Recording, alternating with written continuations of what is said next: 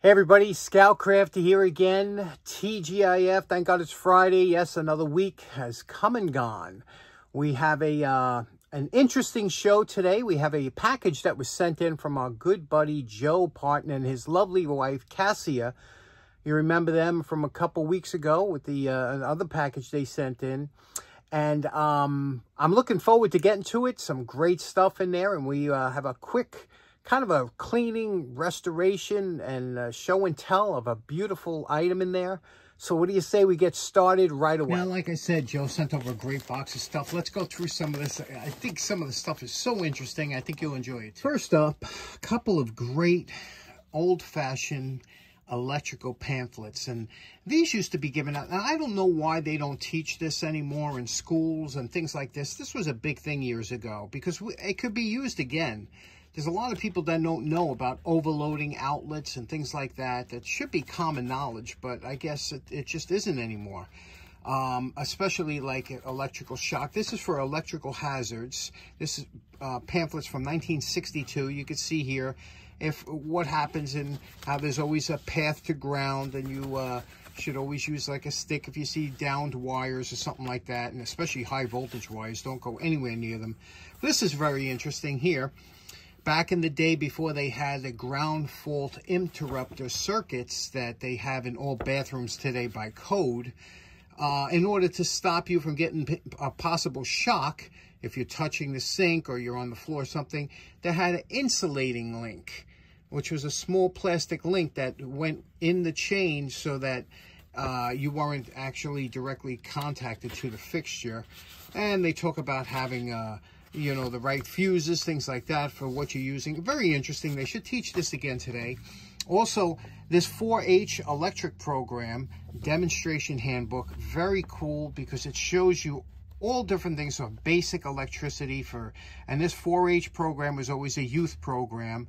So a very good starter to get people started with, you know, not to be afraid of electricity, to understand it, and to perform simple tasks. Great books, aren't they? Next up, a great little wrench here. Let me clean it up first before I show it to you. Okay, here we go. Quick cleanup so I could show you this the way it should look.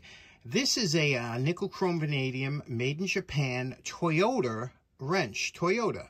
And it's a 14 and 17 millimeter, and you can see how nicely it cleaned up. This is a heavy wrench. It's not a inexpensive wrench, but often came with their toolkits and whatnot.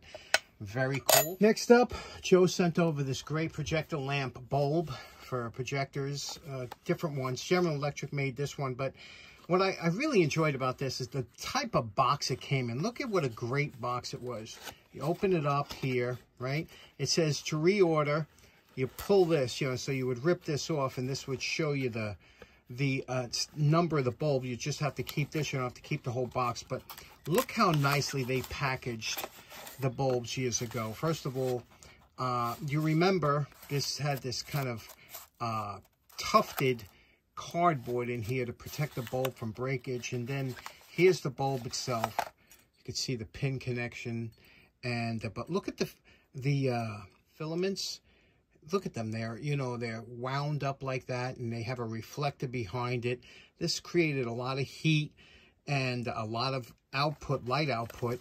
And they're quite expensive, these bulbs. So if ever you come across them, don't toss them, especially if they're new old stock like this one, because you know they do command and fetch a pretty penny on eBay. But projector lamp, GE, when things were made real nice. Next up, some interesting odds and ends. These have become another thing that's become quite collectible over the years. Are these proto keychains, screwdriver keychains, and they used to. These were often, you know, sold to auto parts stores, things like that. And this is well made. It's a well-made keychain screwdriver, which is a great project for us to make in the shop, isn't it? But this one's made by Proto. Very nice. And then here, and it's funny, I was part of the Toys for Tots program, but I've never seen one of these coins. This is a Marine Corps Toys for Tots coin. And it says, every child deserves a little Christmas. So I never seen one of these before. That's very nice. And then a couple padlocks. And As you know, I'm a big Master fan. This one's New Old Stock number 3. And you can see here, look at that. New Old Stock number 3 padlock. Remember I was telling you, that's the number of the key, and it's printed on the key here. You can see it's stamped. You see that?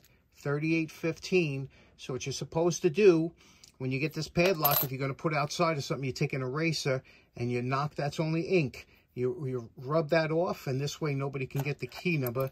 But if you had to replace the key, you could do it with that number.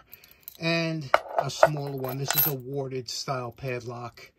Really nice. I don't see this size too much, but there we go. Now, I saved the best for last because this is the project I wanted to tackle today, and this has just blew me away. This over the top. Perfect for me. This is exactly the kind of stuff I love. Check this out. A vintage electrical panel indicator. And you see what this is, right? It's got the glass lens in here and the socket. And what this was, you know, you would have this as an indicator light. It could be for so many different things.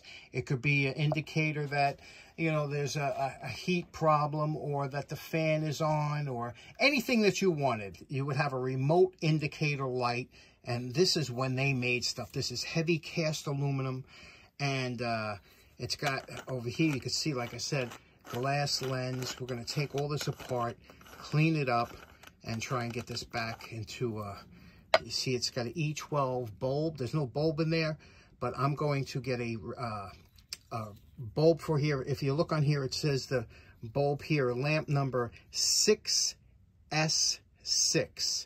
That's a very common indicator panel light bulb. I'm going to get one in LED so that I can leave it on without using, but you can see here how this works and unscrews and comes apart. Let's take it apart, clean it up. I know you're thinking, who gets so excited about something like this? It's just the best thing ever. Let's get it done. Now here we have everything apart here. Appleton Electric made all kinds of industrial switches and lights and things like that. You won't see them in the regular consumer market, but guys that do industrial electronics or electrical work will see this stuff. And just like Kraus-Heinz is another brand, all industrial grade. You see this around nuclear power plants and anything, you know, Con Edison would use this at their factory. You can see here, we took the plate off here. We're going to have to clean, again, it's cast aluminum, so you treat it just like any other cast aluminum. We'll clean this up here. And it's just pitted. And again, with this light here, this is a, like I said, a glass bulb in here. I don't know if that comes out or whatnot, but this is real nice. Look at that housing. This is, remember, with the Frankenstein movie, I don't know what got me into this kind of stuff. Maybe it was the Batcave. Remember the Batcave with all the switches and lights? Or maybe it started off with the Frankenstein. Remember his laboratory? So I don't know what it is, but I dig this stuff. So let's get this cleaned up real nice and see if we can't get it working. Whenever you have a plate like this is paint on here. You got to be real careful about here. Aluminum aluminum has a funny way of pitting. So what we're going to try and do, first thing we're going to do is we're going to wash it. And again, what are we going to use? We're going to use some Comet. Go over it real lightly with that. And then we're going to do a little polish and see if we can't bring this to look good again. Okay, now remember what I said about when you're doing some kind of cleaning, you always start off with the lightest one first, and you work your way up through either abrasive or chemical, whatever. So we start off with just water, a little bit of soap, nothing. Then we used Comet. Comet didn't have enough. So now we moved up to Barkeeper's Friend. Barkeeper's Friend is a little bit more abrasive, a little bit more, you see, and put a little bit here. And just work it in really lightly here and go in small circles. Now, you always got to keep checking your applicator or rag, whatever you're using. If you see paint starting to come up, stop.